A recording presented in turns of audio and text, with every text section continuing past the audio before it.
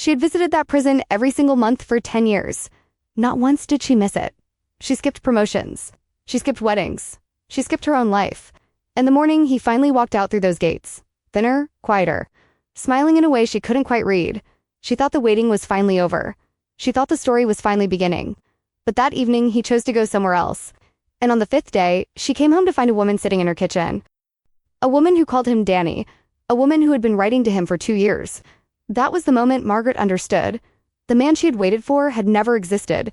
The morning Margaret Ellis turned 54, she woke up before dawn, as she always did, and sat at the edge of her bed for a long moment without moving. The bedroom was quiet in the particular way that old houses in East Nashville go quiet and early. October, a stillness so complete that she could hear the radiator ticking in the hallway and, beyond the thin walls, the distant sound of a freight train cutting through the dark somewhere near the river. She had lived in this house for 11 years. She had chosen it, in part, because it was close to the highway that led south toward Riverbend Maximum Security Institution, and she had told herself that was practical, sensible. The kind of choice a woman makes when she is committed to something larger than herself. She got up and walked to the bathroom in bare feet, the hardwood cold beneath her soles. In the mirror, she looked at her face with the detached curiosity she had developed over the years. Not vanity. Not self-criticism. Just a quiet cataloging of evidence. Her hair had gone almost entirely gray in the last 3 years. Though she had resisted dyeing it because Daniel had once told her, through a smudged phone screen during a video call, that he loved the silver that was starting to come in at her temples. It makes you look distinguished, he had said, like a woman who has lived. She had held on to those words the way a person holds onto a railing on an icy staircase, not because they are beautiful, but because they are something solid. Margaret had been 43 years old when Daniel Pruitt was sentenced.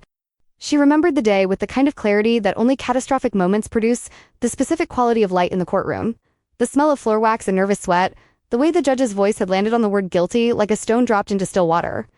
Daniel had turned to look at her from the defendant's table, and his face had held an expression she had spent a decade trying to decode.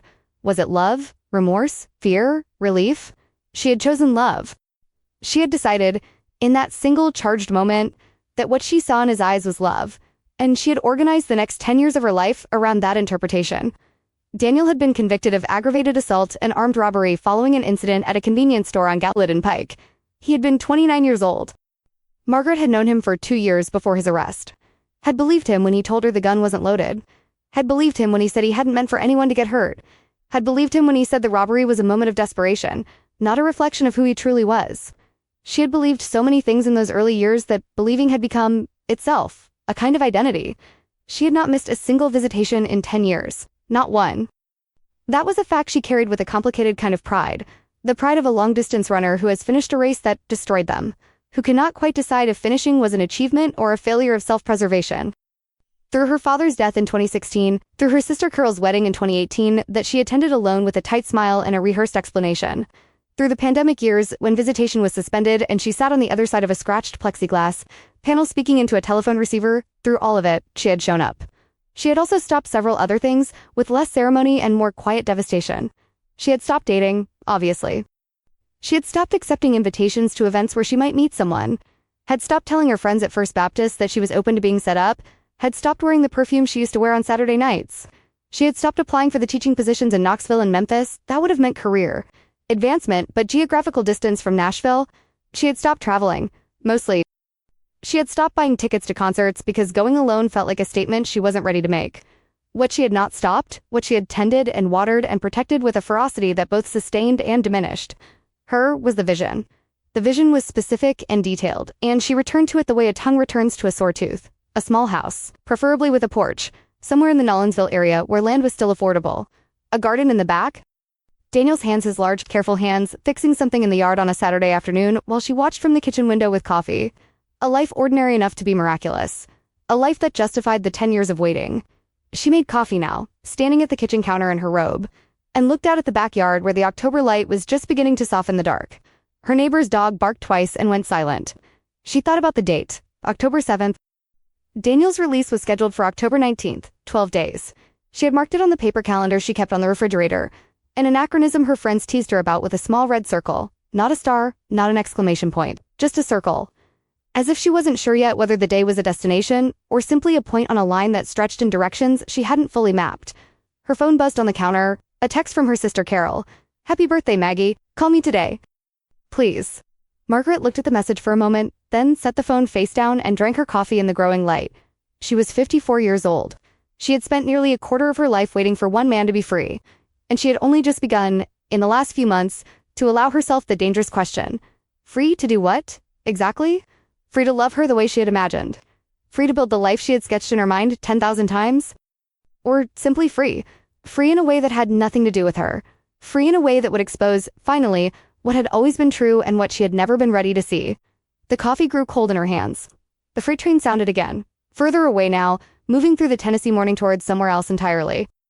Margaret had built a life around absence the way some people build lives around presence. With intention, with maintenance, with the constant small decisions that accumulate into something that looks, from the outside, like a choice.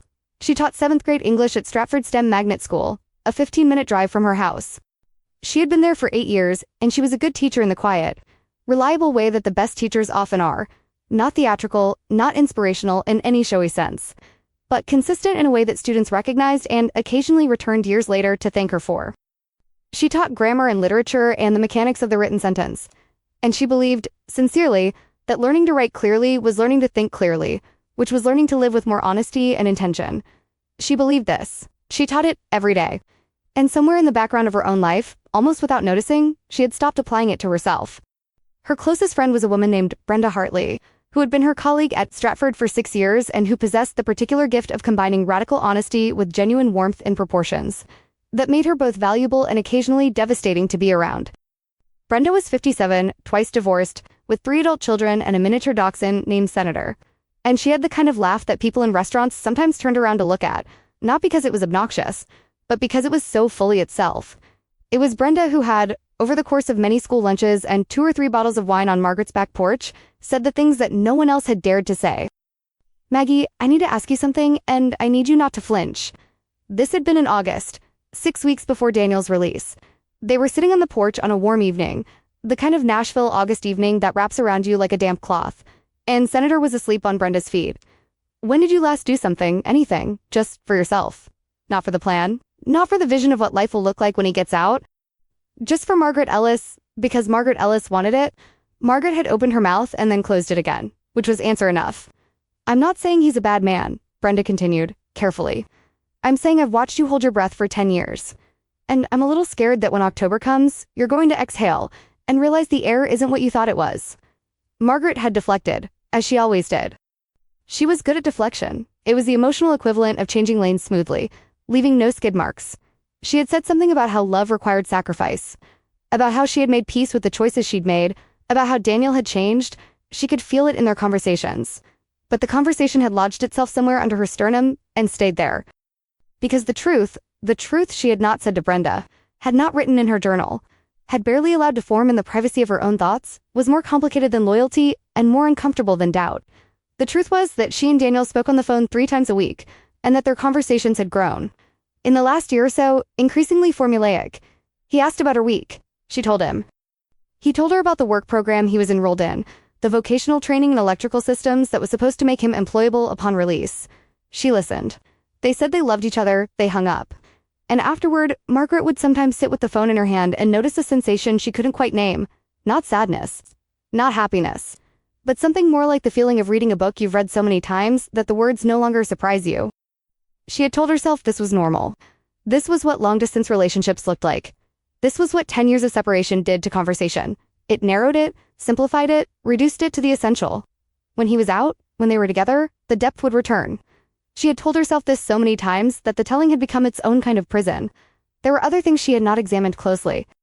She had not examined why Daniel had, in the last 18 months, become increasingly vague about his plans for after release. In the early years, they had talked endlessly about the future, the house, the garden, the ordinary Saturday mornings she had built into a kind of mythology.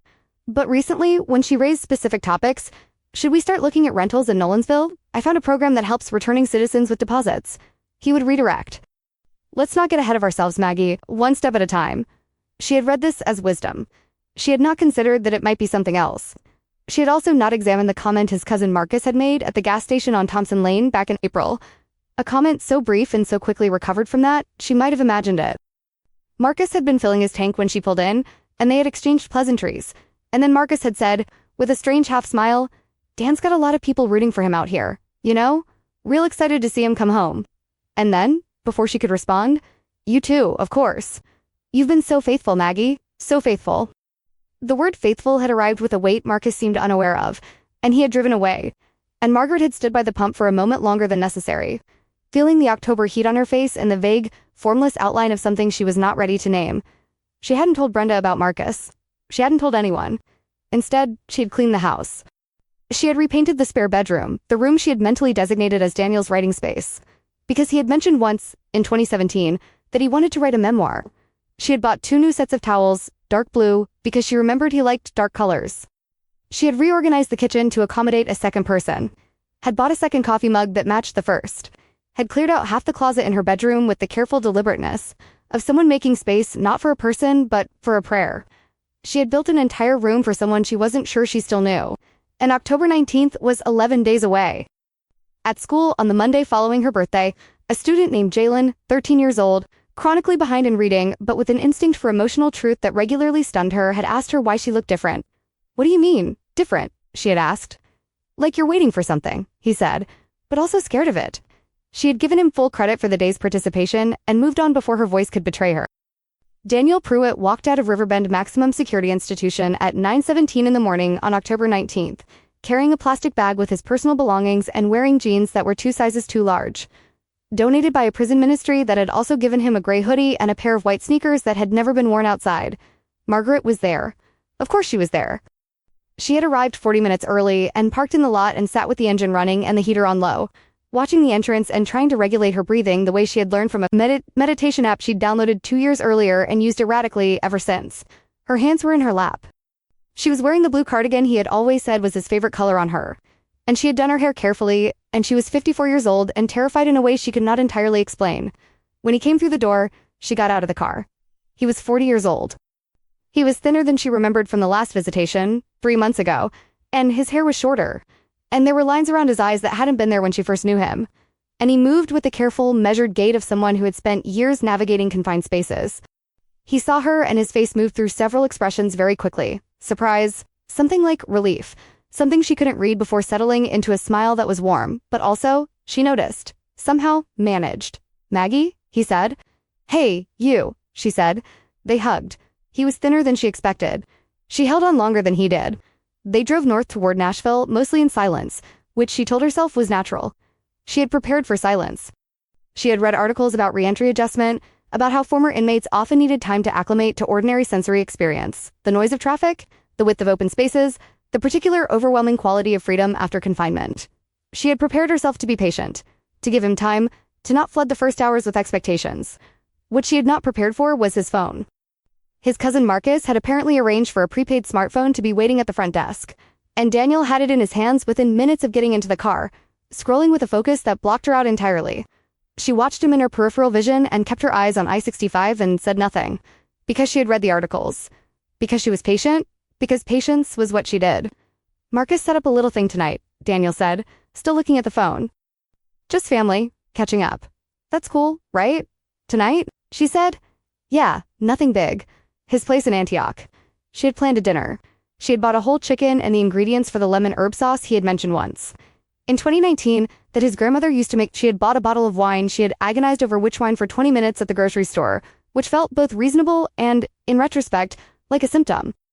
"I was thinking we'd have a quiet night in," she said, carefully. He looked up from the phone for the first time since they'd left the parking lot. His expression was apologetic, but not, she noticed, conflicted. "I haven't seen these people in 10 years, Maggie. I just need some normal, you know? Some family. Normal." The word went through her like a current. She had been his normal. She had been his constant, his anchor, his person. She had been there every visitation, every phone call, every video visit through the pandemic. She had been, for 10 years, his most consistent presence in the world. And on the first night of his freedom, normal meant Marcus's place in Antioch. She drove. She said, "Of course. That makes sense." He went to Antioch that evening and didn't come back until nearly midnight. The days that followed had a quality that Margaret would later describe to Brenda as vertigo, the sensation of the ground being somewhere other than where you expected it. Daniel was staying in her house, occupying the room she had repainted, using the dark blue towels, drinking from the second coffee mug. He was physically present in her life in a way he hadn't been for a decade, and yet the presence felt strange and provisional, like furniture arranged for a showing rather than for living. He was not unkind. That was important to understand, and Margaret understood it, and understanding it made everything more complicated. He was not cruel. He said thank you with apparent sincerity. He complimented the house, told her she'd done a beautiful job with it. He ate the chicken dinner she made the second night because the first night had been Antioch, and said it was excellent. He asked about her students. He was, by most measurable standards, pleasant. But he was also constantly on the phone. He was also frequently unavailable for the conversations she tried to start about the future, about housing, about the electrical training, and whether he'd looked into any of the programs she'd researched. He deflected these conversations with a lightness that she recognized. With a creeping dread, was not avoidance born of anxiety, but avoidance born of disinterest. And on the fifth day, she came home from school to find him sitting at the kitchen table across from a woman she had never seen. The woman was perhaps 55. She had natural hair pulled back in a puff and was wearing a yellow sweater and had the easy and self-conscious body language of someone who was exactly where she expected to be. She looked up when Margaret came in and said, "Oh, you must be Maggie. Danny's told me about you." "Danny?" Margaret stood in her own kitchen doorway with her school bag on her shoulder and her car keys still in her hand and felt the vertigo become something more concrete. Something more like the ground falling away entirely. "This is Vanessa," Daniel said. His voice was careful. His eyes were careful. "We know each other from she's been writing to me. The last couple years, from a ministry program, a ministry program." The words rearranged themselves in Margaret's mind into a sentence she understood completely and was not yet ready to speak aloud. "Nice to meet you," Margaret said. To Vanessa, her voice was her teacher voice. Steady, warm, fully controlled. "Can I get anyone coffee?" She made coffee. Her hands did not shake. She was 54 years old and she had survived 10 years of waiting. And she was not going to fall apart in her own kitchen on a Tuesday afternoon in October. But in the bathroom, running the tap for cover, she gripped the edge of the sink and looked at herself in the mirror. The gray hair he had called distinguished, the lines around her eyes, the blue cardigan, and allowed herself, for the first time in 10 years, to fully form the question she had been circling since April. Since Marcus at the gas station, since the first night he had chosen Antioch over her, what if none of it was real? What if you have spent 10 years loving a version of a man that only existed in your own mind? The tap ran cold over her wrists. She breathed. She went back to the kitchen and poured 3 cups of coffee. It took 4 more days. She knew the truth, knew it in the full, unambiguous way that a person knows something when the evidence is no longer ambiguous, but she needed 4 more days to gather herself for the conversation. This was not cowardice. Exactly. It was more like what a surgeon does before a procedure. Careful preparation. Assembling the right instruments, making sure the hands are steady. In those 4 days, she called Brenda. Brenda came over on a Thursday evening with a bottle of Merlot and Senator tucked under her arm and sat across from Margaret at the kitchen table and listened without interrupting for longer than Margaret had ever known her to listen. When Margaret finished, when she had laid out the whole architecture of the last 10 days, Antioch and the phone and Vanessa in the yellow sweater in the last couple years, a ministry program, Brenda was quiet for a moment. Then she said, "Maggie, I'm going to say something and I want you to hear it as coming from someone who loves you. Okay, you already know everything you need to know. You've known it for months. Maybe longer. What you're doing right now, what you've been doing for days, is giving yourself time to catch up to what you already know, and that's okay. But the only thing standing between you and the rest of your life is one conversation." Margaret poured more wine. "What if he denies it? Does it matter?" Brenda said, simply. "Does it change what you saw, what you felt, what you know?" It didn't. Margaret acknowledged that it didn't. "Here's what I want you to think about," Brenda said, leaning forward. "Not about him, about you. Who is Margaret Ellis when she's not waiting for someone? Because I know her, I've seen glimpses of her, and she is extraordinary. She is funny and sharp, and she cares about things deeply, and she makes the best lemon chicken I've ever had in my life. She deserves to find out who she is when she's the main character of her own story, not a supporting role in his." Margaret sat with that for a long moment. "I think I've been afraid," she said, finally, "that if I admitted the waiting was a mistake, I wasted 10 years. And that's a lot of life to have wasted." "You didn't waste 10 years," Brenda said, firmly. "You spent 10 years learning something very important about yourself. That is not the same thing. The only waste would be spending the next 10 years the same way." The next morning, Margaret asked Daniel to sit down with her at the kitchen table. He came in from the backyard he had taken to spending his mornings out there, on the phone, and sat across from her with a wariness in his face that told her he had been expecting this conversation longer than she had. She told him she needed honesty. She used that exact word, honesty. She said she wasn't angry, which was more or less true. Or at least true in a way that anger didn't fully capture, and she wasn't looking for a fight. And she was not going to pretend the last 10 days had been what she spent 10 years imagining. Daniel was quiet for a moment. He had his hands flat on the table. He was 40 years old and he looked, she noticed, like a man who had been carrying something heavy and was now cautiously setting it down. "Maggie," he said. "Tell me the truth, Daniel, about Vanessa, about everything," he told her. Vanessa had first written to him in 2022 through a prison ministry pen pal program. They had corresponded for 6 months before the letters became something else. He had not planned it. He had not, he said. And she believed this part, weirdly intended to hurt her. He had told himself that what was happening with Vanessa was just letters, and then just a connection, and then he had stopped telling himself anything useful and simply continued. He had told Vanessa about Margaret, had described their relationship with, as far as Margaret could tell, considerable editing. Vanessa knew there was someone who visited. She had not known the full scope. "Why didn't you tell me?" Margaret asked. "Why didn't you end it with me, or with her, and tell me?" He was quiet for a long time. "Because you were the one who showed up," he said, finally, every time. "And I didn't want to be the reason the reason I what? The reason you stopped?" He met her eyes. "You were the only constant thing in my life for 10 years. Maggie, I know that's not an excuse. I know what I did. But you have to understand, you showing up every month, calling every week, it kept me going. I didn't want to lose that. Even when I should have let it go." She listened to this with her hands folded on the table and her face very still. Then she said, "So, you let me reorganize my whole life around a future that you weren't planning to show up for? You let me repaint the room and buy the towels and clear out the closet?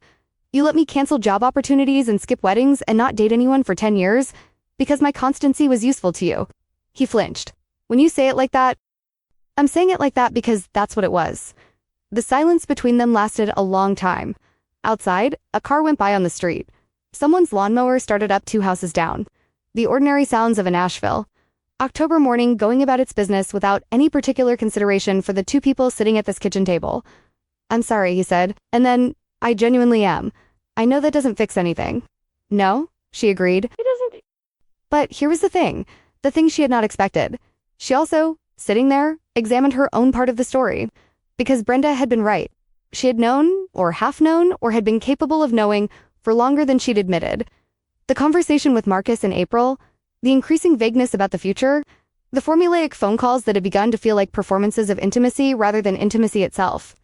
She had chosen not to look at these things. She had chosen the vision over the evidence, the version she had constructed over the man who actually existed. She had loved, for 10 years, a man she had largely invented. This was not entirely his fault. This was, she realized, the most important thing she had learned in all of it. Not that he was weak or selfish, though he was both of those things to a real and damaging degree, but that she had been complicit in her own disappearance. She had made herself small and stationary and devoted, and she had called it love, and some of it had been love, but some of it, a significant portion of it, had been fear. Fear of being without a purpose. Fear of being a woman her age without a story. Fear that she was only as real as her waiting made her. "I need you to find somewhere else to stay," she told him. "I'll give you 2 weeks. I'll help you with resources for transitional housing, but I need you out of this house." He nodded. He didn't argue.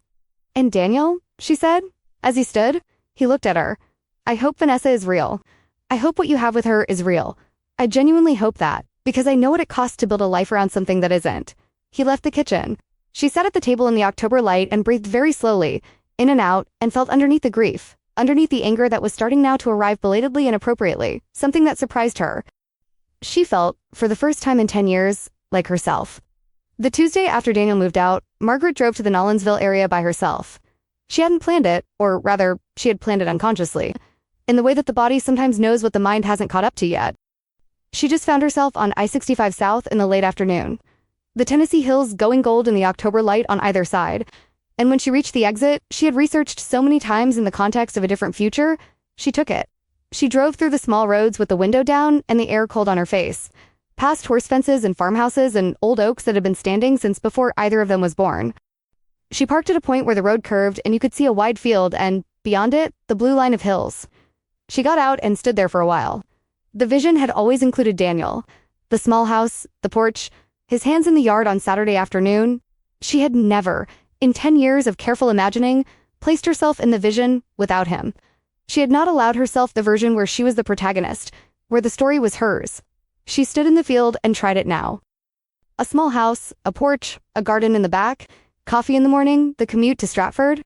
Brenda on Thursday evenings, Jalen and his disconcerting emotional intelligence.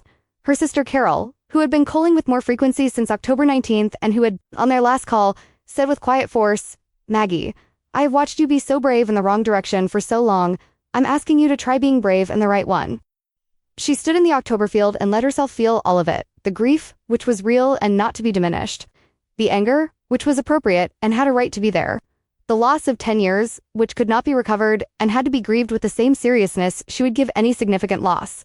She felt it. She did not manage it or deflect it or redirect it. She stood in the cold Tennessee air and let it move through her. And then, underneath it all, like a signal coming through on a frequency, she had forgotten she could receive something else. Possibility, not hope in the manufactured, effortful sense she had maintained for 10 years, the kind of hope that requires constant tending and careful protection. But something quieter and more durable than that. The kind of possibility that exists when you have cleared everything out and what remains is simply you, standing in a field, alive, with years ahead. She was 54 years old. She had, statistically and practically, a great deal of life remaining. She was a good teacher. She had a friend in Brenda who loved her without agenda. She had a sister who had been waiting for her to come back from somewhere that had no address. She had, somewhere in the back of her mind, the outline of things she had wanted and set aside. A writing class she had seen advertised at the Watkins College of Art. A trip she had always vaguely intended to make to the Smoky Mountains. A dozen books on her nightstand she had been saving for later. Later was now. She got back in the car and drove north toward Nashville. And somewhere on I-65 with the radio playing low and the hills going dark in the last of the October light, she let herself cry. Not from despair, but from something more complex than that. Something that included sadness and relief and fury and grief all at once. The way a person cries after a long illness finally breaks, when the body doesn't know yet whether to mourn what it went through or celebrate that it survived. She cried for the woman she had been at 43, standing in that courtroom. She cried for all the versions of herself she had pressed pause on. She cried for the love that had been real, in the beginning, whatever it had become later. She cried because 10 years is a long time, and time deserves to be mourned when it has been spent on something that cannot be recovered. And then she stopped crying, and she turned the radio up, and she drove home. In the weeks that followed, Margaret did several things. She called the Watkins College of Art and enrolled in a creative writing workshop that met on Wednesday evenings. She signed up for a Saturday hiking group that Brenda had been inviting her to join for 2 years. She called Carol and made plans to visit for Thanksgiving. A real visit, the kind with conversations that go until midnight. She repainted the spare bedroom again. Not because she was erasing Daniel, she was adult enough and honest enough to know that erasure is not the same as healing. But because she had chosen the color for him, and the room needed to be chosen for her. She chose a pale green, something she had liked for years and never allowed herself. She moved her writing desk into it. She put her books on the shelves. She made it, for the first time, genuinely hers. At school, Jalen stopped her in the hall one morning and said, with the blunt perceptiveness that was his particular gift, "You look different from before. Like the waiting scared thing went away." It did, she told him. More or less. What happened? She looked at him, 13 years old, reading 2 grades behind, understanding things that grown adults struggled to name. "I stopped waiting," she said, "for someone else's story to start so mine could begin." He considered this with the seriousness it deserved. "That sounds hard." "It was," she said.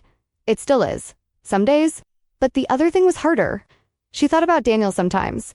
She hoped, with a sincerity that surprised her, that he was managing, that the transition was going better than she had seen in those first chaotic days, that the electrical training was opening doors, that whatever he had with Vanessa was real enough to carry them both. She did not hate him. She had arrived, after some effort, at something more complicated than hate and more honest than forgiveness. A clear-eyed acknowledgement that he had done real harm, that he had also been genuinely human in his capacity for weakness and self-deception, and that his story was no longer hers to follow. On a Saturday morning in November, she drove back to the Nolensville area. Brenda was in the passenger seat this time, with Senator on her lap and coffee in a travel mug and her reading glasses on her head. They walked along a road they'd found on the map, past fence lines and bare trees, and a field where 3 horses stood close together in the gray light. The air smelled of cold and wood smoke and something clean that Margaret associated with the furthest edge of autumn. So, Brenda said beside her, "What's the plan?" "The plan," Margaret said, "is to not have a 10-year plan for a while." Brenda laughed, the full, uncontained laugh that people in restaurants turned to look at. "I can work with that."